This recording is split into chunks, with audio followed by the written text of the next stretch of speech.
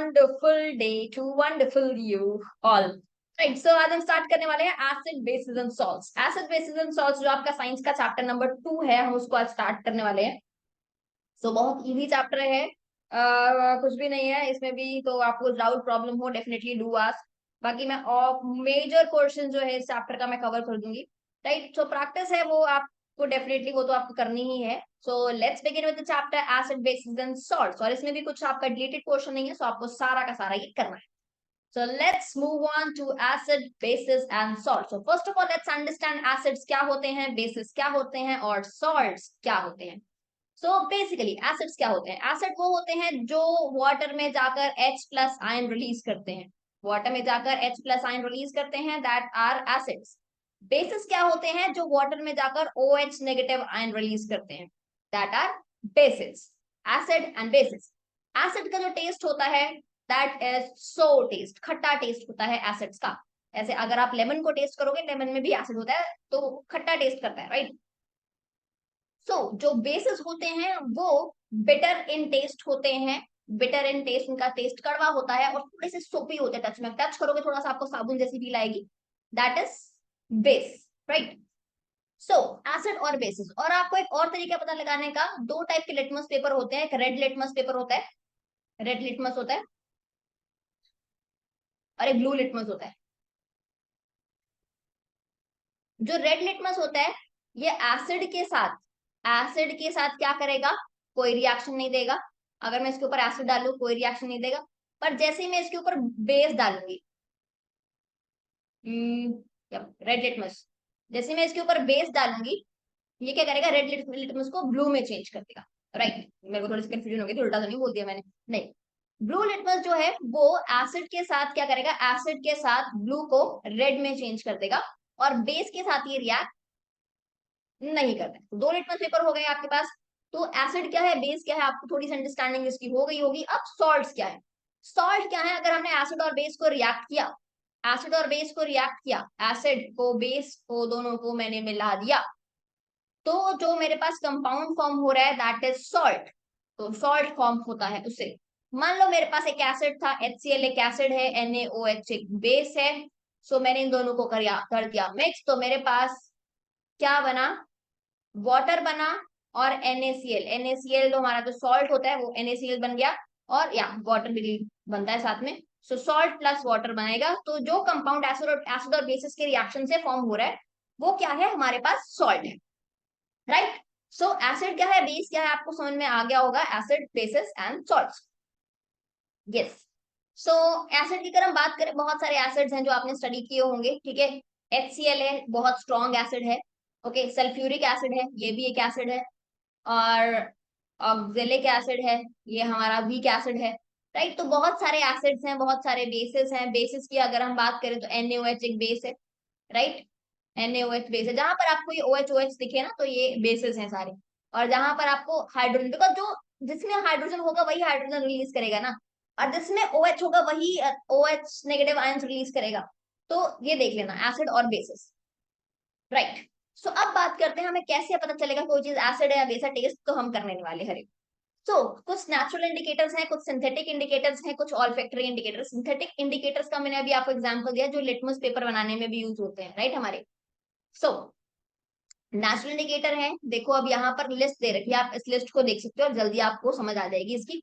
तो कुछ इंडिकेटर्स हैं आपके पास, नेचुरल इंडिकेटर्स। अब लिटमस का मैंने एग्जांपल दिया आपको, that is your natural indicator. कैसे? रेड और ब्लू बेसिक सोल्यूशन को कर देगा, राइट।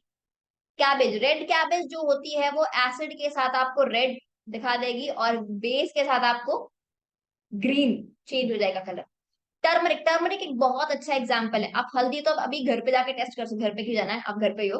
तो अभी आप क्या कर सकते हो? टर्मरिक लो, थोड़ी सी हल्दी लो।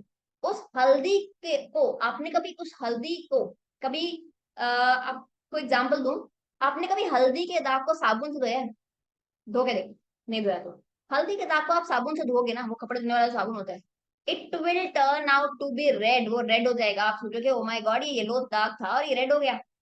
टर्मरिक जैसे ही बेस के साथ रिएक्ट कर रही है वो क्या हो जाएगी? रेड हो जाएगी। और एसिड के साथ नो चेंज होगा, राइट। सो फिर मिथाइल ऑरेंज है, अनियन है हमारे पास, वनीला एसेंस है, बहुत सारे हमारे पास जो इंडिकेटर्स हैं, ऐसे ही जो फेनोक्सिलिन है, फेनोक्सिलिन आपको फिनोक्सिलिन हम लोग टाइट्रेशन में यूज करते हैं, टाइट्रेशन हम लोग एक्सपेरिमेंट करते हैं। आप 11th क्लास में अगर आप साइंस लेने का प्लान कर रहे हो तो डेफिनेटली उसमें ना वो टाइट्रेशन एक्सपेरिमेंट होता है। क्या करते हैं उसके अंदर हम लोग, जैसे हम रिपोर्ट्स ले जाते हैं, जैसे हम ब्लड टेस्ट, यूरिन टेस्ट हमने कुछ भी कराया तो उसके अंदर ना बेसिक लेवल चेक करते हैं, एसिड और बेसिस कितने कितने हैं, तो डेफिनेटली ये वाला टाइट्रेशन वाला एक्सपेरिमेंट उसके अंदर करते हैं।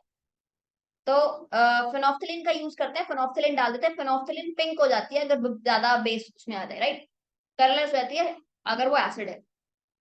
तो एक बार ये टेबल आप देख लेना, ओके, बहुत हेल्पफुल टेबल है। या फिर आप इसका एक काम करो, टेक स्क्रीनशॉट ऑफ इट, तो आप इसका स्क्रीनशॉट ले सकते हो, तो इसको स्टडी कर सकते हो, राइट।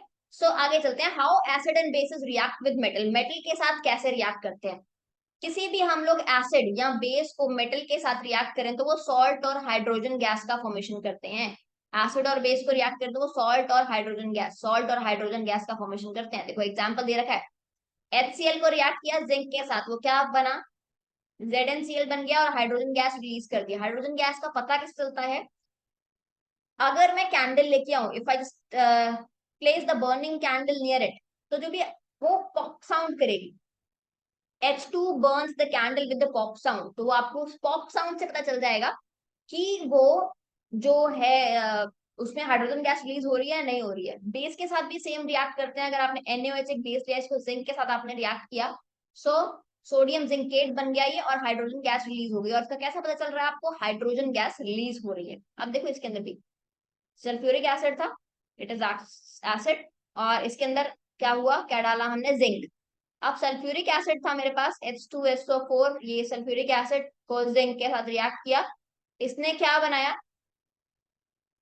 देखो हाइड्रोजन गैस फॉर्म हुई, राइट। तो हाइड्रोजन गैस रिलीज हो रही है इसमें भी, ये बन जाएगा जिंक सल्फेट, ये बन जाएगा जिंक सल्फेट, ZnSO4। लिख ही देती हूँ मैं आपको थोड़ा सा फॉर बेटर क्लियरिटी। सो आपने सल्फ्यूरिक एसिड था आपके पास H2SO4, इसके अंदर आपने डाला जिंक, तो ये बन गया जिंक सल्फेट ZnSO4, और हाइड्रोजन गैस हो गई आपकी रिलीज, तो हाइड्रोजन गैस हो गई रिलीज। सो यही आपको इसमें दिखा रखा है, राइट। अब देखो मेटल कार्बोनेट्स और मेटल हाइड्रोजन कार्बोनेट से कैसे रिएक्ट करते हैं again with acid. So simple सी बात है, मेटल कार्बोनेट और मेटल हाइड्रोजन कार्बोनेट ये क्या करते हैं, उसके अंदर सॉल्ट और हाइड्रोजन गैस का फॉर्मेशन हो रहा था, इसके अंदर सॉल्ट, कार्बन डाइऑक्साइड और वाटर का फॉर्मेशन हो रहा है। क्योंकि देखो, अब देखो कार्बोनेट, अब सीओ, अब ब्रेक होगा यहाँ पर कार्बोनेट्स और हाइड्रोजन कार्बोनेट्स के अंदर, आपको CO3, आपको इसके अंदर कार्बन का और ऑक्सीजन के मॉलिक्यूल, तो डेफिनेटली कार्बन डाइऑक्साइड तो रिलीज कर रहे हैं ये। फिर देखो हाइड्रोजन तो वैसे भी निकलती है, उसमें भी देखो हाइड्रोजन बिकॉज यहाँ से आ बन रही है, सो इसके अंदर कार्बन डाइऑक्साइड और वाटर का फॉर्मेशन हो रहा है। सॉल्ट एंड वाटर का फॉर्मेशन तो ऑलरेडी होता है अगर हम लोग एसिड और मेटल का फॉर्मेशन लाइक रिएक्शन करते हैं, हाइड्रोजन गैस, सॉरी, सॉल्ट और हाइड्रोजन गैस। और यहाँ पर क्या है, सॉल्ट, कार्बन डाइऑक्साइड और वाटर। कि कार्बन डाइऑक्साइड और वाटर क्यों बना, देखो हाइड्रोजन गैस ऑलरेडी निकलनी थी, राइट, सॉल्ट ऑलरेडी बनना था, तो यहाँ पर जो ये था इसने क्या किया, एक तो CO2 बना दिया और एक जाके उसने इसके साथ मिल गया, तो इसलिए ये फॉर्मेशन हुआ। और मेटल और हाइड्रोजन कार्बोनेट बेस के साथ रिएक्ट नहीं करते हैं, ये सिर्फ एसिड के साथ रिएक्ट करते हैं, बेस के साथ रिएक्ट नहीं करते हैं, याद। फिर चलते हैं एसिड और बेस का रिएक्शन। अभी मैंने बताया कि एसिड और बेस का रिएक्शन करेंगे तो सॉल्ट और वाटर फॉर्मेशन होगा, और सॉल्ट और वाटर का फॉर्मेशन होगा, बट ये जो भी सब्सटेंस फॉर्म होने वाला है, इससे जो सॉल्ट फॉर्म होने वाला है, जो भी सोल्यूशन फॉर्म होने वाला है, दैट इज जो भी सॉल्ट, सॉल्ट जो होता है, salt it is neither a acid nor a base. Allow me a second, पानी भी पी लेना चाहिए, so that was my water break, right. So acid और बेस का हमने रिएक्शन किया, सॉल्ट और हाइड्रोजन गैस फॉर्म हुई, और एसिड और बेस को रिएक्ट करेंगे तो एक न्यूट्रल सब्सटेंस फॉर्म होगा, that substance is neither an acid nor a base, so it is a neutralization reaction, जहां पर एक न्यूट्रल सब्सटेंस आपका फॉर्म होगा। मेटल ऑक्साइड्स को हम लोग एसिड के साथ रिएक्ट करेंगे तो वो सॉल्ट एंड वाटर का फॉर्मेशन करेगा। सो मेटल ऑक्साइड्स एक्चुअल में क्या होते हैं, बेसिक होते हैं nature, they are basic in nature, ठीक है। तो बेस और एसिड का रिएक्शन हो रहा है तो सॉल्ट और वाटर, राइट। और अगर मैं बात करूं नॉन मेटल ऑक्साइड्स की, तो non metal oxides non metal oxides, non metal oxide जो होते हैं उसको अगर मैं बेस, वो नॉन मेटल ऑक्साइड क्या है, ये एसिडिक है नेचर। अब देखो नॉन मेटल ऑक्साइड क्या है मेरे, एसिडिक है नेचर में, तो नॉन मेटल ऑक्साइड को मैं रिएक्ट करूंगी तो ये बेस के साथ रिएक्ट हो सकते हैं, नॉन मेटल ऑक्साइड बेस के साथ रिएक्ट हो सकते हैं, बट ये एसिड को एसिड के साथ रिएक्ट करेंगे तो नहीं होगा। ऐसे ही मेटल ऑक्साइड बेसिक है, तो अगर मैं इसको बेस के साथ रिएक्ट करूंगी तो ये रिएक्ट नहीं करेंगे, राइट, तो ये याद रखना। मेटल ऑक्साइड्स क्या है आपके, मेटल ऑक्साइड जो है वो आपके बेसिक है, राइट। मेटल ऑक्साइड्स के एग्जांपल देते हैं, कोई भी मेटल ले लो आप, so sodium, sodium oxide, right, metal है, sodium is metal, right. Potassium, potassium oxide, metal oxides हो गए, राइट, मेटल ऑक्साइड्स है, ये बेसिक है सारे nature.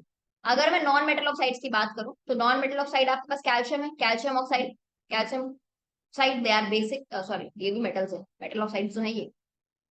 Non metal oxides, non metal oxides को अगर मैं नॉन मेटल ऑक्साइड्स एक्चुअल में फॉर्म होंगे नहीं, पर देख लेना, राइट। नॉन मेटल ऑक्साइड्स, कोई भी नॉन मेटल को ऑक्सीजन के साथ रिएक्ट करते हैं ज्यादातर, जैसे मैंने कोई भी नॉन मेटल को लिया, hydrogen oxide, right, that's a non metal oxide. तो ये सिर्फ आपके अंडरस्टैंडिंग के लिए, ताकि आप डिफरेंशिएट कर पाओ, कुछ ऐसा आ जाए आपके एग्जाम में तो आप उसको अंडरस्टैंड कर पाओ कि ये रिएक्ट करेगा या नहीं करेगा। ओके, सो ये भी आपका yes. What to do all acid and bases have in common? So all acid and bases have in common, they all conduct electricity. Acid को अगर हम लोग वाटर के अंदर, मान लो वाटर था, ये मेरे पास दोनों में वाटर है, राइट, इसमें भी वाटर है, इसमें भी वाटर है। अगर मैं एसिड डालूं इसके अंदर, अगर मैं इसके अंदर एसिड डाल, तो क्या होगा, ये H प्लस आयन रिलीज कर देगा वाटर में का। और जहां पर आयंस होंगे, जहां पर फ्री इलेक्ट्रॉन्स होंगे, वहां पर तो इलेक्ट्रिसिटी कंडक्ट होगी डेफिनेटली। तो यहाँ पर H प्लस आयंस आपको दिख रहे होंगे, राइट। और जहां पर अगर मैं इसके अंदर बेस ऐड करूं, अगर मैं इसके अंदर बेस ऐड करूं, तो बेस ऐड करेंगे तो भी OH नेगेटिव आयंस होंगे, और जहां पे फ्री आयंस होंगे और वहां पर इलेक्ट्रिसिटी कंडक्ट होगी। अब जितने ज्यादा H प्लस आयंस, जितने ज्यादा H प्लस आयंस होंगे उतना ही एसिड क्या होगा, स्ट्रॉन्ग होगा। ओके, जितने H प्लस आयंस कम होंगे उतना एसिड क्या होगा, वीक होगा। ऐसे ही सेम थिंग, जितने OH नेगेटिव आयन ज्यादा होंगे, OH नेगेटिव आयन ज्यादा होंगे उतना ही बेस क्या होगा, स्ट्रॉन्ग होगा। जितने OH नेगेटिव आयंस कम होंगे उतना ही बेस क्या होगा, वीक होगा। और एक चीज और, हम लोग एसिड, वाटर के अंदर एसिड डाल रहे हैं, पर अगर मैं इसकी, इसका ऑपोजिट आपसे बोलूं कि हम लोग, मेरे पास एसिड है, इसके अंदर वाटर डाल सकते हैं। एक बार मैंने क्या किया था, मैं आपको रियल लाइफ एग्जांपल देती हूँ जो मेरे साथ हुआ था। मेरे पास एसिड था, सल्फ्यूरिक एसिड था मेरे पास टेस्ट ट्यूब में, और लाइक हम लोग का एक्सपेरिमेंट हो गया था, तो मैंने क्या किया, उस वो बचे हुए सल्फ्यूरिक एसिड को जाकर मैंने टैप के नीचे कर दिया। अब जैसे ही मैंने वो टैप के नीचे किया ना, मेरी टेस्ट ट्यूब नीचे से फट गई, राइट। तो इस चीज को मैं कभी नहीं भूल सकती, अगर आप एसिड को वाटर में डालोगे तो ये हम, आप ये नहीं करते हैं हम, क्योंकि it is highly exothermic reaction, गर्म होकर वो बहुत ज्यादा, टेस्ट ट्यूब जिस भी आपने कंटेनर में डाल रखा है वो फट जाएगा। It is highly exothermic, is highly exothermic reaction, तो हम ये नहीं करते हैं। और इलेक्ट्रिसिटी क्यों कंडक्ट करते हैं मैंने आपको बता दिया, बिकॉज दोनों के अंदर आयंस होंगे, एसिड और बेसिस के। कोई भी एसिड और बेस कितना स्ट्रांग होगा हमें पीएच वैल्यू से पता चल जाता है, जिसका पीएच वैल्यू, जिसकी पीएच वैल्यू जितनी ज्यादा कम होगी, राइट, वो उतना ही हमारे पास स्ट्रॉन्ग एसिड होगा। फॉर एग्जाम्पल, अगर मैं पीएच पेपर देखूं, अगर मैं पीएच पेपर देखूं तो पीएच पेपर जो होता है हमारा 1 से 14 तक होता है, राइट, 1 से 14 तक सारे नंबर्स होते हैं। अब जो यहाँ पर होंगे ये हमारे स्ट्रॉन्ग एसिड्स, जैसे HCl हो गया, HCl का हमारा पीएच कितना होता है, 2 होता है, हाइड्रोक्लोरिक एसिड। और जैसे ही हम इधर को मूव कर रहे हैं, जो इधर होंगे हमारे पास, वो क्या होंगे, स्ट्रॉन्ग बेस्ड होंगे। जैसे देखो यहाँ पर स्ट्रॉन्ग बेस होंगे, तो जैसे हमारे पास स्ट्रॉन्ग बेस में एग्जांपल है NaOH, स्ट्रॉन्ग एसिड में एग्जांपल है HCl का। और जो हमारा 7 होता है, जो ये सेंटर होता है, that is neutral, it is neither acid NOR base. जितना पीएच कम होगा, अब कोई भी चीज है जिसका पीएच, मान लो किसी का पीएच है 2, HCl, और कोई और एसिड है जिसका पीएच है मेरे पास 6, कौन स्ट्रॉन्ग है? जिसका पीएच कम है, right? That is highly acidic. So pH का यूज क्या होता है, इंपॉर्टेंस क्या है पीएच की? पीएच का यूज हमारी डेली लाइफ में बहुत ज्यादा है। फॉर एग्जाम्पल अगर मैं बात करूं, जो फार्मर्स होते हैं वो अपने खेत में, आपने देखा होगा कुछ व्हाइट सा सब्सटेंस ऐड करते हैं, बस उसमें चूना भी ऐड करते हैं, क्योंकि अगर सॉइल एसिडिक हो जाती है, एसिड रेन हो गई या कुछ भी होगी, सॉइल एसिडिक होगी फर्टिलाइजर्स ऐड करके। अब सॉइल हमारी एसिडिक हो चुकी है, मुझे उसको न्यूट्रल करना है ताकि जो प्लांट्स की ग्रोथ पर फर्क ना पड़े, तो मैंने उसमें क्या किया, हल्का सा बेस ऐड किया, ताकि सॉइल की फर्टिलिटी मेंटेन रहे। हमारी बॉडी हमारी बॉडी में भी अगर कहते हैं ना हमें एसिडिटी होगी, क्योंकि मेरी बॉडी का जो गैस्ट्रिक सिस्टम है वो भी किसी पीएच पर वर्क कर रहा है, राइट? तो हमें इरिटेशन लग जाती है, इस करके हम लोग क्या ले रहे हैं, इनो ले रहे हैं जिसके अंदर मिल्क ऑफ मैग्नीशिया है। तो मेरी बॉडी हो गई एसिडिक, राइट? मेरा HCl लेवल हो गया मतलब इंक्रीज। तो मैंने क्या किया, एसिडिक हो गई, अब मुझे उसके अंदर मिल्क ऑफ मैग्नीशिया जो कि क्या है, बेस ऐड करना पड़ेगा, ताकि मेरा जो एसिडिक लेवल है थोड़ा सा कम हो जाए और मेरी बॉडी का जो डाइजेशन है वो ठीक हो जाए, राइट? फिर बात करते हैं हमारे टूथ की टूथपेस्ट जो है, ओवरनाइट हम लोगों ने कुछ खाया, तो कुछ भी हुआ, क्या हुआ, जो मेरा माउथ का पीएच है वो डिक्रीज हो गया। माउथ का पीएच डिक्रीज हो गया, वो 5.5 से क्या हो गया, कम हो गया। अब फिर से मेरा माउथ का पीएच हो चुका है 5.5 से कम, इट इज एसिडिक नाउ। तो मैंने उसमें टूथपेस्ट यूज किया, टूथपेस्ट क्या है, अगेन बेसिक है, तो मेरा वो पीएच लेवल मेंटेन हो जाएगा। फिर आपने देखा होगा बहुत सारे ऐसे इंसेक्ट्स हैं जो अपने सेल्फ डिफेंस के लिए एसिड को यूज करते हैं, जैसे कि बी, मधुमक्खी। मधुमक्खी काटती है ना, तो बी स्ट्रिंग वो एक्चुअल में एसिडिक है। कभी मधुमक्खी काटे ना, तो यहाँ तो बोलते हैं उसको साबुन से धो दो। वाई साबुन से धो? बिकॉज हमने मधुमक्खी ने काटा, मुझे मधुमक्खी ने काटा, उसने मेरी बॉडी में क्या इंजेक्ट किया, एसिड इंजेक्ट किया। वो इरिटेशन जो हो रही है मेरी बॉडी में, वो एसिड की वजह से हो रही है। अब मैंने क्या किया, उसके अंदर या तो मैंने बेकिंग सोडा लगाया जो कि मेरा बेस है, या फिर मैंने उसको सोप से धो लिया। अब सोप भी क्या था, बेस है, तो एसिड और बेस का reaction, again neutralization reaction, right? फिर से जहां से मैंने ये सारी डिटेल्स ली है, दैट इज सपोर्टिंग मटेरियल, मैं आपके साथ शेयर कर दूंगी, एक बार आप जाके जरूर उसको देख लेना, राइट? चलते हैं आगे। Alright, so we have already studied if acid and base react, so salts form हो रहे हैं। अब let's discuss the chemicals from common salt, that is NaCl। NaCl से कौन कौन से केमिकल्स हैं हम लोग वो एक बार स्टडी कर लेते हैं। So first one is the calcium sodium hydroxide, NaOH। Sodium hydroxide study करते हैं, सोडियम हाइड्रोक्साइड का फॉर्मेशन कैसे हो रहा है। सो बेसिकली क्या कर रहे हैं आप, देखो अगर आप इस डायग्राम को थोड़ा ध्यान से देखोगे, this is the NaCl solution, उसको वाटर में डाला। अब क्या करा, कैथोड बनाई, एनोड बनाई। जो कैथोड और क्या करते हैं, इलेक्ट्रिसिटी पास करवाते हैं इनमें से, कॉमन सॉल्ट के जो NaCl का जो सोल्यूशन है उसमें से। अब हुआ क्या, NaCl के सोल्यूशन के साथ जब हमने कॉमन सॉल्ट का रिएक्शन करवाया, so what it actually happened, so anode पर क्या हुई, Cl2 क्लोरीन गैस, और कैथोड पर क्या हुई, हाइड्रोजन गैस। तो दो गैसेस हमारे पास जनरेट हो गई, और जो हमारे पास बच गया पीछे, दैट इज NaOH, जो हमारा सोडियम हाइड्रोक्साइड है, दैट इज, अब देखो OH है, OH है, सो OH नेगेटिव आयन जनरेट करेगा, एंड दैट इज बेस। तो ये क्या है हमारे पास, बेस। ऑलराइट, सो ये आपसे पूछ लेते हैं कि अगर हमने NaCl का रिएक्शन कराया वाटर के साथ, तो एनोड पर कौन सी गैस मिलेगी, कैथोड पर कौन सी मिलेगी? सो एनोड पर कौन सी मिल रही है आपको, क्लोरीन गैस, और कैथोड पर कौन सी मिल रही है आपको, that is hydrogen gas. And this is chloroalkali process, and sometimes they give you just directly explain the chloroalkali process. So chloroalkali process is basically what you have NaCl, and you just you have NaCl solution, you can say that, and you just pass electricity from that, it's a brine. NaCl solution, NaCl का solution उसको हम brine बोलते हैं, that's a brine solution.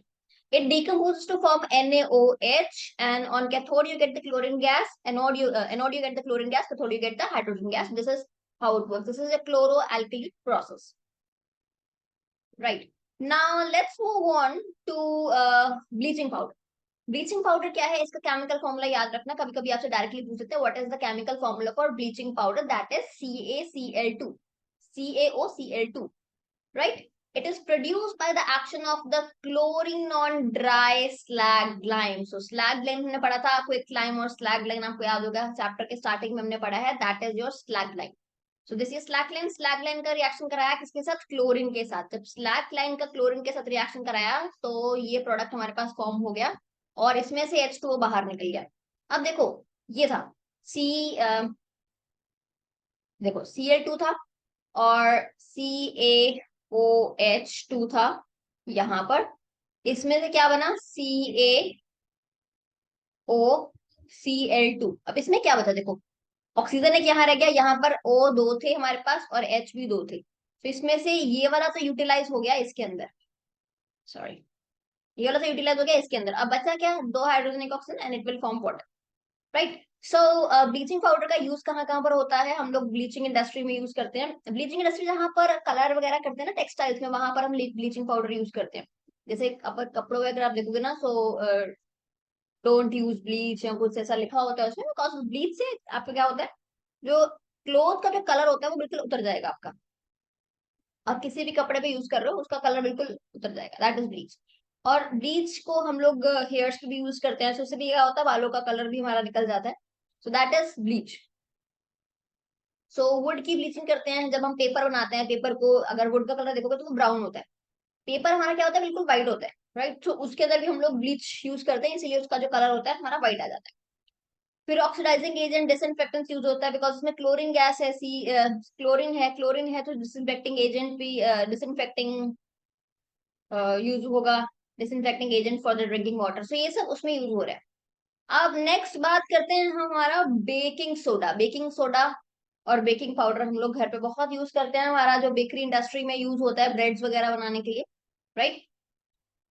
सो अब देखो यहाँ पर, देखो अगर आप देखो यूजेस के पहले से लिखा हुआ है, which causes bread and cake to rise and making them soft and spongy. तो ब्रेड या केक इंडस्ट्री में बहुत ज्यादा यूज हो रहा है ये. अब इसका फॉर्मेशन कैसा हो रहा है, इसका भी फॉर्मेशन NaCl से हो रहा है.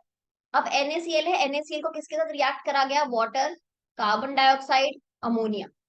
क्या बना हमारा, NaOH और हमारा NH4Cl निकल गया बाहर, राइट. सो ये था हमारा क्या था, बेकिंग सोडा. बेकिंग सोडा का याद रखना, इसका फॉर्मूला कहता है NaHCO3, that is baking soda. कहाँ कहाँ यूज हो रहा है, एज एंटासिड यूज हो रहा है. It's actually a base, again antacids means जो बेस है. फिर it is used as soda fire extinguisher. Soda acid fire extinguisher में इसको यूज करते हैं हम लोग. बेकिंग सोडा है एक वॉशिंग सोडा है. वॉशिंग सोडा क्या है, वॉशिंग सोडा है Na2CO3 और यहाँ पर 10 molecule of water. Don't forget this 10 molecule of water, right. ये क्या है, recrystallization of sodium carbonate gives washing soda. Sodium carbonate से बना है. देखो सोडियम कार्बोनेट ये है और ये है sodium hydrogen carbonate. Baking soda का अगर कोई नेम पूछे आपसे कि इसका नेम क्या है, that is sodium hydrogen carbonate, right. और ये क्या है, sodium carbonate. So there is a difference, sodium hydrogen carbonate, sodium carbonate है. सोडियम कार्बोनेट को 10 मॉलिक्यूल ऑफ वाटर के साथ रिएक्ट किया गया, इसने क्या बनाया, वॉशिंग सोडा. वॉशिंग सोडा हम लोग कहाँ यूज कर रहे हैं, सोप इंडस्ट्री में. Basically washing soda, right, name ही है. सोप इंडस्ट्री, पेपर इंडस्ट्री में इसको यूज कर रहे हैं और हम उसका as a cleansing agent use कर रहे हैं. और कहते हैं कि देखो वॉशिंग सोडा को अगर हम लोग रिएक्ट कराएंगे हार्ड, लाइक अपने कपड़े धो रहे होगा, ठीक है. कपड़े आप दो पानी धो सकते हो, एक तो आपका जो वाटर हो गया हमारा, जो जिसको हम लोग मीठा पानी बोलते हैं, राइट, दैट जो हम लोग पीने के लिए बेसिकली यूज करते हैं, उसके अंदर सॉल्ट्स नहीं होते, ठीक है.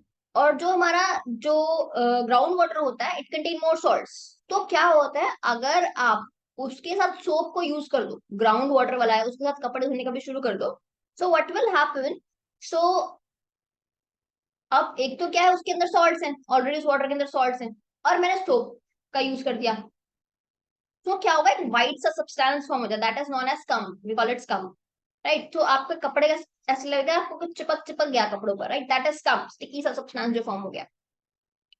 सो इसलिए सोप के साथ रिएक्ट नहीं करता, राइट, अगर आप लोग सॉल्ट्स वाला वाटर यूज करोगे. जो मेरा हार्ड वाटर है, hard water is the ground water.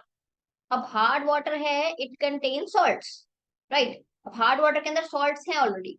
अब इसको अगर मैं यूज करूंगी वॉश सोडा के साथ, वॉशिंग सोडा के साथ, वॉशिंग पाउडर के साथ, सो क्या होगा, ये वाटर की हार्डनेस को रिमूव कर देगा और जो क्लिनजिंग है वो इजीली हो जाती है. So that's why it is used for the removal of permanent hardness of water. So यही था, आई थिंक यही चार ने स्टडी करने हैं. So washing, there is one more, plaster of Paris. Plaster of Paris जो पीओपी हम लोग यूजुअली जो घर पे पीओपी करते हैं, दैट इज पीओपी. कुछ नहीं है, यहाँ पर हम लोग किसका यूज करते हैं, पीओपी का यूज करते हैं. हमारा जो ड्राई पाउडर होता है दैट इज पीओपी. अब POP is CaSO4, this is CaSO4, and it is half molecule of water. Half molecule of water होता है, इसको हम लोग फिर वाटर के साथ रिएक्ट करवाते हैं तो हमारा जो सब्सटेंस बनता है दैट इज अ जिप्सम, जिसको हम लोग यूज कर रहे हैं. पीओपी का यूज कहाँ होता है, यहाँ पर डेकोरेशन में यूज करते हैं, हम हाउस डेकोरेशन में यूज करते हैं, फॉल सीलिंग्स में हम लोग यूज करते हैं, प्लास्टर जो लगाते हैं बोन फ्रैक्चर हो जाती है उसमें हम लोग यूज कर रहे हैं. तो बहुत सारे इसके भी यूजेस हैं. इसका भी आपको फॉर्मूला याद रखना है, दैट इज जिप्सम का है, ये जिप्सम का फॉर्मूला है. This is your gypsum. It's not written, या it's written. This is the chemical formula of gypsum. GYPSU, it's written here, right.